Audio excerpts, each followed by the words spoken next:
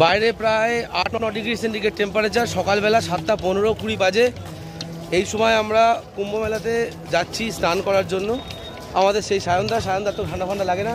সায়নদা হাফাতে গেঞ্জি পরে বেরিয়েছে, আমার তো শীতে কাঁপা অবস্থা, মাথায় টুপি, সঙ্গে এই হুডিটার মাথায় চাপিয়েছি, প্লাস আমার যেটা গেরুয়া একদম কপালে নিয়ে নিয়েছি।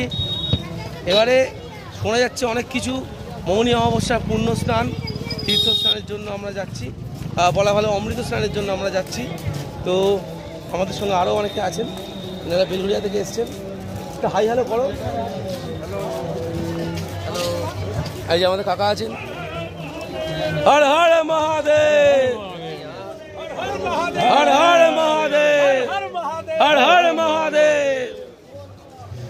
এখান থেকে একটা লোকজন যাচ্ছিল, ওনারা বললেন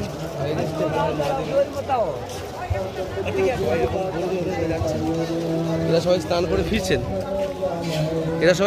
ফিরছেন, স্নান করার সময়কার আপডেটসও দেওয়া যাবে।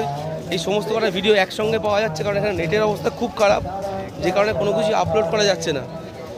আর হেডফোনটা নিয়েছি বটে, কিন্তু সেটা ব্যাগের মধ্যে আছে।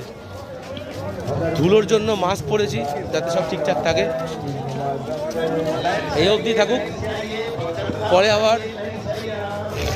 আবার বাকি আপডেট দেওয়া যাবে। ভালো থাকবেন সবাই, নমস্কার।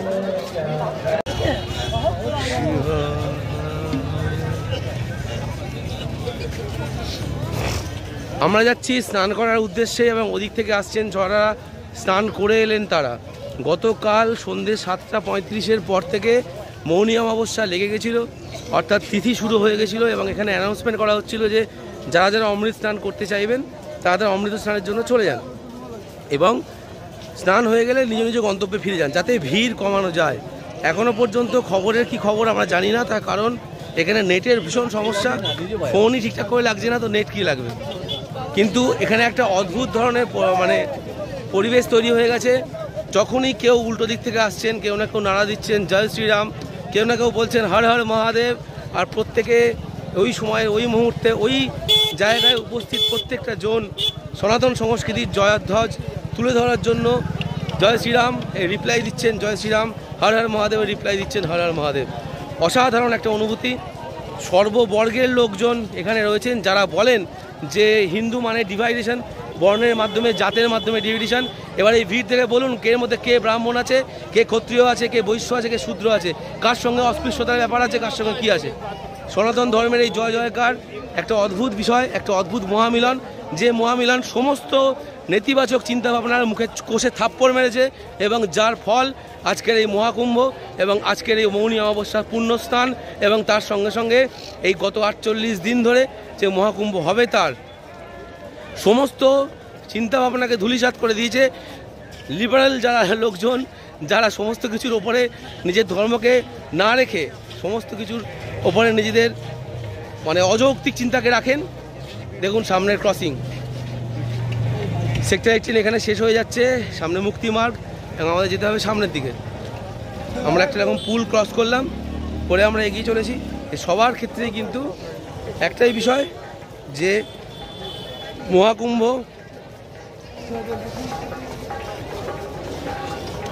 এই দেশের আধার, এবং সেই কারণে সবার আমি আহ্বান জানাবো, বেশি কোনো ভয়ের ব্যাপার নেই। দুর্গা পুজোয় যেমন আমরা ঠাকুর দেখতে যাই, ঠিক সেই রকম ধরনের দুর্গা পুজোর ভিড়ই আছে। দেখুন রাজস্থান থেকে আসা মানুষজন, দেখুন এনারা রাজস্থানী, দেখলেই বোঝা যাচ্ছে ওনাদের কাপড় বেশভূষা। এই বেশভূষাতেই মানুষকে জানা যায়। মধ্যপ্রদেশ থেকে আসা মানুষজনও ছিলেন। গতকাল আমরা 5-7 জন ছেলের সঙ্গে পরিচয় করেছি, যারা মধ্যপ্রদেশের ওঙ্কারেশ্বরে বেদ পাঠ করে, তাদের সঙ্গেও কথাবার্তা হয়েছে। তো এই অসাধারণ পরিবেশ, অসাধারণ মুহূর্ত।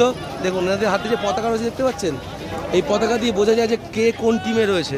একটু আগে 5খানা নিম গাছের ডাল নিয়ে কথা হচ্ছিল। এই যে জনৈক ভদ্রলোক, চারদিকে এই দেখুন আঁচল ধরে ধরে যাবেন, কারণ যাতে হারিয়ে না যায়। তো এই যে পুরো বিষয়টা, এই পুরো বিষয়টাই হচ্ছে সনাতন সংস্কৃতির এক অদ্ভুত মেলবন্ধনের জায়গা। যত সময় যাবে তত এই বিষয়গুলো আমি আপনাদের কাছে আরও ভালো করে তুলে ধরবো।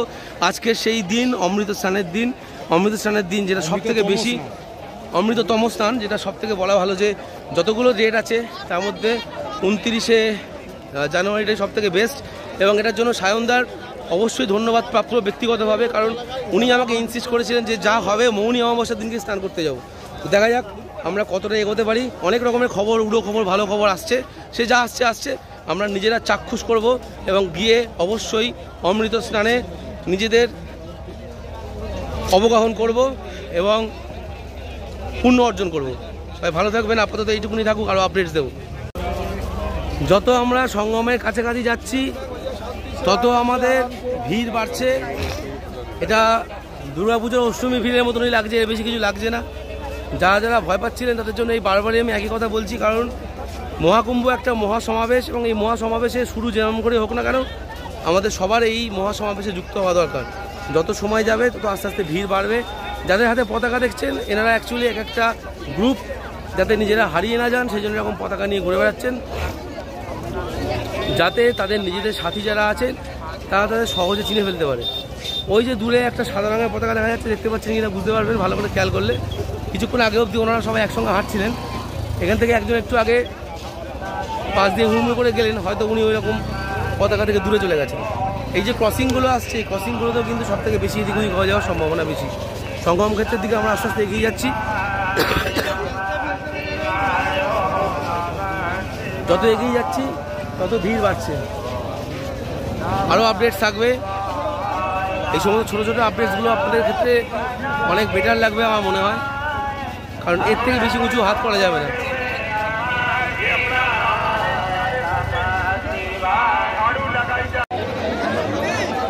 সঙ্গম ক্ষেত্রের কাছে চলে এসেছি আমরা স্নান করার জন্য। এখানে দেখতেই পাবেন প্রচুর লোক স্নান করছে।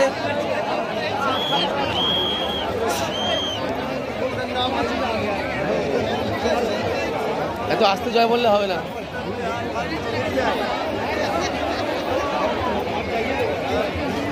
মৌনী অমাবস্যার পুণ্য স্নান, এখানে প্রচুর মানুষের সমাগম। যেমন ধরা হয়েছিল সেরকমই এই ঘাট, সামনের দিকে যদি ওদিকে ঘাট দেখেন সেখানেও একই রকম ভিড়।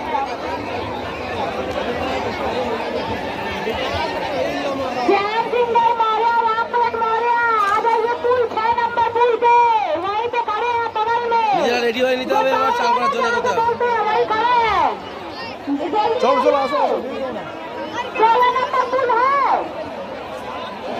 এবার দেখি স্নান করার দিকে যাওয়া যায় কিনা। একটা জায়গায় আমরা 5 জনের গ্রুপ আছি।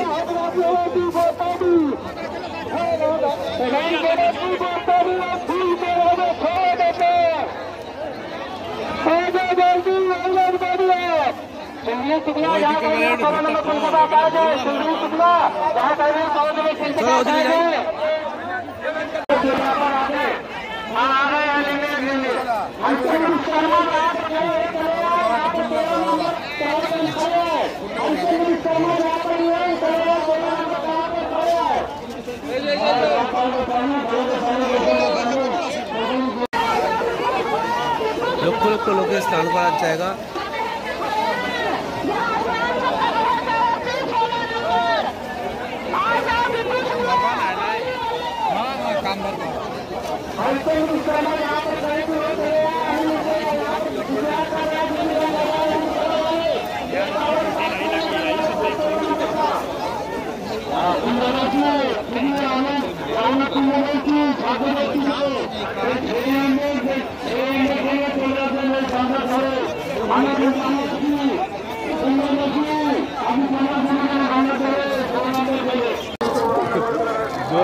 हर हर गंगे